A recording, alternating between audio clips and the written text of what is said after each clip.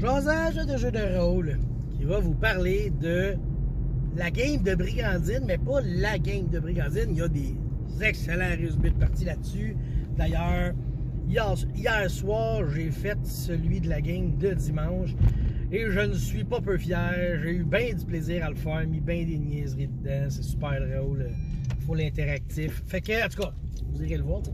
Mais c'est que notre master Christophe, nous racontait que ça achève. Là. Les dernières boucles se bouclent. On va ouvrir les dernières portes, voir qu'est-ce qu'il y a derrière. Et la partie va se terminer. Puis ça va être... la conclusion va nous satisfaire. Tout va être réglé. T'sais. Mais pourquoi je parle de cette partie-là? C'est que c'était une partie player-driven, OK? J'ai joué beaucoup de games dans ma vie avec beaucoup de maîtres. J'ai déjà senti, ah oui, on a de l'impact sur la partie. Ce qu'on fait change des choses. Jamais autant que celle-là. Ça a été la partie la plus player-driven que j'ai subie dans ma vie à un point incroyable. J'avais l'impression que Christophe nous préparait une bonne intro de partie. Là.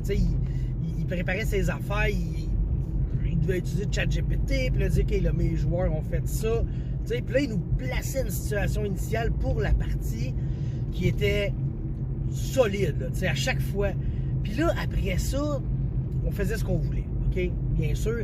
Et c'était pas des petits changements, des fois. Là. Je veux dire, surtout Andréane, là, son personnage en a fait des affaires qui ont... quand tu flippes une table, là, ben, elle a flippé à la game des fois. C'était juste fou, là.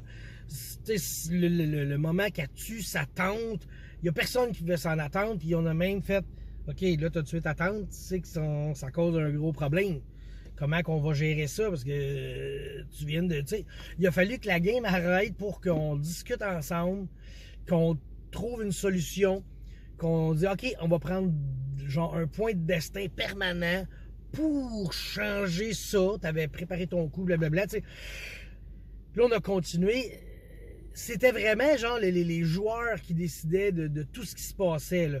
Christophe, il nous mettait une coupe d'affaires, mais je suis convaincu que il ne pouvait pas s'attendre non plus à ce qu'on frame l'évêque d'hérésie avec toutes nos... qu'on fabrique des preuves, puis tout, tu sais...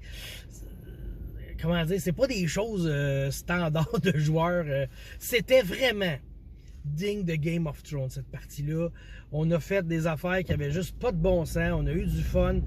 C'était très player-driven. Fait que, tu sais, c'est un remerciement à Christophe. Merci, Christophe, pour cette partie qui était vraiment player-driven. Tu l'as dit toi-même, là, tu nous as fait cette partie-là, puis ça t'a quand même donné un peu de fil à retordre, tu sais. Et tu as relevé le défi avec brio. C'est fantastique. Fait que là, la prochaine partie va l'être moins. Peut-être qu'on va changer de maître. Là. On verra rendu là. Ça va être à discuter, tu sais. Mais c'est juste pour dire à quel point que j'avais jamais vécu une game de même, tu sais. Mais là, ma question, c'est est-ce que c'est parce que justement les players, on faisait des affaires qui avaient vraiment pas de bon sens?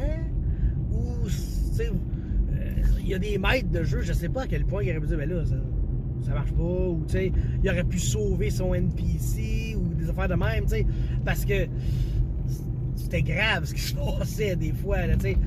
Fait qu'en tout cas, juste pour dire que cette partie-là, player-driven, que j'ai vécu, je ne crois pas pouvoir en vivre une aussi forte avec quelqu'un d'autre. Tu sais, comme je dis, j'en ai vu des maîtres, là, tu sais, mais il y a toujours un fond storyline qu'il faut suivre, puis, tu sais, il y a une base, on va dire, solide.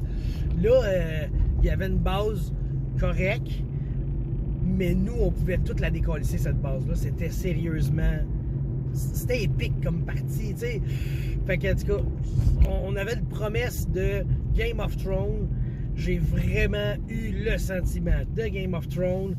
Il y a eu des affaires qui se sont faites. Il y a eu des personnages importants qui sont morts. Il y a eu de la magouille bien raide, autant du côté des NPC puis de l'histoire que des joueurs. C'était une partie vraiment... était forte. Je l'avoue, ça a été une super bonne partie. Et que dire de Brigandine, qui est un système que j'admire, que j'adore. C'est, comme j'ai déjà dit, c'est le système que si tu me dis t'as plus le droit de jouer à Donjon Dragon, c'est clair que je m'en vais dans Brigandine, ok?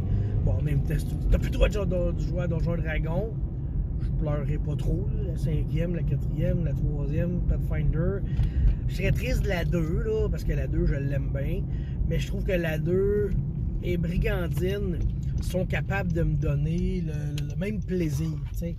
Fait que, en fait, je serais curieux de faire une game style Donjon Dragon, mettons, là, mais dans du Brigandine, du Dungeon Crawl dans Brigandine, de l'explo, X-Crawl dans Brigandine, je serais curieux, vraiment. Fait que, on va arrêter de parler de ça, parce que là, je m'éloigne du sujet, parce que mon sujet, c'était vraiment de vous parler de ma partie Player Driven qui m'a chamboulé l'existence, qui m'a fait découvrir des nouvelles affaires, que j'ai trippé ma vie. Puis là, je m'en allais vous parler d'un système qui m'a chamboulé, qui m'a fait tripper ma vie. Fait que j'arrête ça ici.